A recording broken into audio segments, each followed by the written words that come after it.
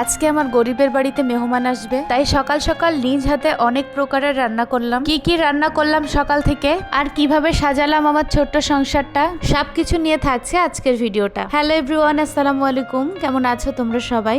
আশা করছি বেশ ভালোই আছো। আমার বাসায় মেহমান আসবে, তাই আমি সকাল সকাল উঠেই ঘর বাড়ি সব গুছিয়ে ফেলেছি। আমার এই ছোট্ট সংসারটাতে তেমন কোনো ফার্নিচার নাই, তবে যেটুকুই আছে চেষ্টা করি নিজের মনের মতো করে সাজিয়ে রাখার জন্য। হঠাৎই কালকে আম্মু ফোন দিয়ে বলতেছে মেহমানরা সব আসবে। আমি এমনিতে একটু ঘুম থেকে দেরি করে উঠি, কিন্তু মেহমান আসার আনন্দে আমি ভোর ভোর উঠে পড়ছি। আর দেখো তারা বাপ বেটিতে কিভাবে ঘুমাচ্ছে। বাসায় কোনো মানুষ আসার কথা শুনলে আমার যে কি পরিমাণ আনন্দ হয় তোমাদেরকে আসলে বলে বোঝাতেই পারবো না। আমার বাসায় সপ্তাহে একদিন প্রায় মেহমান আসেই, শ্বশুর বাড়ি হোক কিংবা বাপের বাড়ির লোক। এতে আমি আল্লাহর কাছে অনেক শুকরিয়া করি, কারণ মেহমান মানেই আল্লাহর রহমত। ফ্রিজ থেকে তেলাপিয়া, বাগদা চিংড়ি আর ট্যাংরা মাছ বের করে নিয়েছি। আর এখানে দেখো আমি কচুরমুখী কাটতে শুরু করেছি।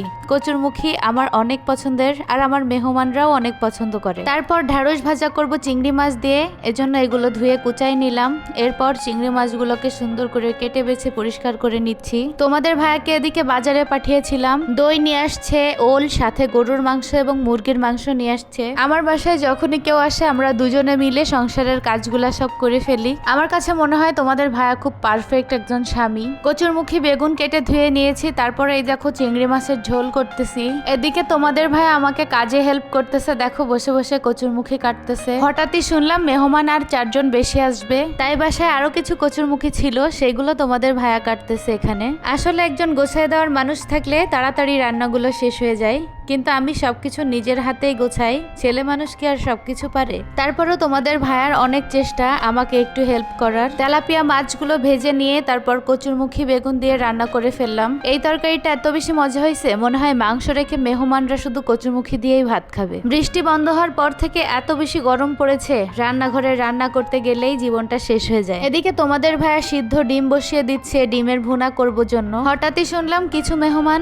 আগে আসবে, তাই আগে রান্না রেখে ঘর বাড়িটা ক্লিন করতে চলে আসলাম। আমার মতো এমন ঘরের অবস্থা কি তোমাদেরও হয় নাকি একা আমারই হয়? কমেন্ট করে জানিও। বাচ্চা থাকলে ঘর বাড়ি গুছিয়ে সুন্দর পরিপাটি করে রাখাটাই অনেক মুশকিল ব্যাপার হয়ে দাঁড়ায়। কিছুদিন আগেই খুব শখ করে এই খাটটা বানিয়েছি, সেই সাথে খুব শখ করে এই সাদা চাদরটা কিনেছি। জানি না কতদিন এটা সাদা থাকবে।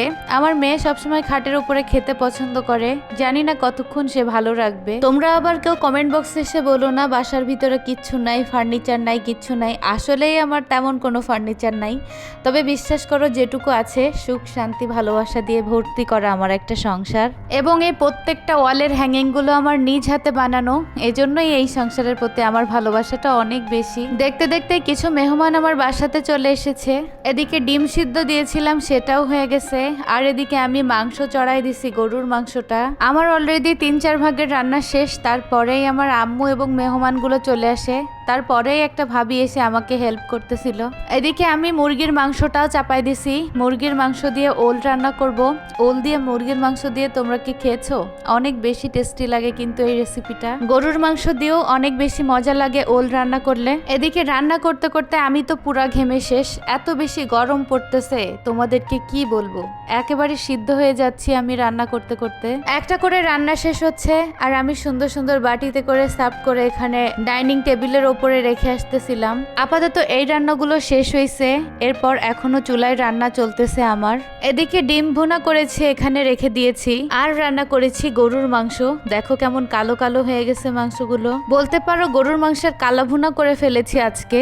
মাংসের এত সুন্দর স্মেল দিচ্ছিল। এই মাংসটাও সুন্দর করে আমি ঢেলে নিচ্ছি একটা বাটিতে। বাসায় মেহমান আসলে আমার সবার জন্য এভাবে টেবিলে খাবার রান্না করে সাজিয়ে রাখতে এত যে বেশি ভালো লাগে। চিংড়ি মাছ দিয়ে ঢ্যাঁড়স ভাজি করেছি, ট্যাংরা মাছের ভুনা করেছি, ওল দিয়ে মুরগির মাংস রান্না করেছি, কচুরমুখী দিয়ে তেলাপিয়া মাছ রান্না করেছি, চিংড়ি মাছের ভুনা করেছি, ডিমের একটা টক মিষ্টি কুরমা করেছি, আর রান্না করেছি গরুর মাংস, সাথে মিষ্টি দই আর 7 আপ তো আছেই। আমি আরো 3 ভাগের আইটেম বেশি করতে চেয়েছিলাম, কিন্তু আমার আম্মু রাগ করতেছে, যার কারণে আর করা হয়নি। তোমাদের আন্টি বলতেছে এত ভাগের মানুষ তো খেতে পারবে না, ফাও ফাও নষ্ট হবে, তুমি এত কষ্ট করে আর রান্না করো না। বাসায় মেহমান আসলে আমি যে কি তাড়াতাড়ি কাজ করতে পারি, অন্য সময় আমার হাত পা তো মোটেও চলতে চায় না। একটা বাড়ির বউয়ের যে কতটা দায়িত্ব থাকে, রান্না, খাওয়া, রান্নাঘর, সংসার, বাচ্চা কাচ্চা থেকে সম্পর্ক, সবকিছু সাজানোর দায়িত্ব থাকে একটা বউয়ের ওপর। তবু দিন শেষে বাড়ির বউরা কখনোই ক্লান্ত হয় না। এত ভাগে রান্না করার পর আমার রান্নাঘর এবং চুলার অবস্থা অনেক বেশি খারাপ। এমনিতেই প্রতিদিন আমি রান্নার পর আমার রান্নাঘর এবং গ্যাসের চুলাগুলো এভাবেই ক্লিন করে থাকি। আমি সারাদিন যতই কষ্ট করি না কেন,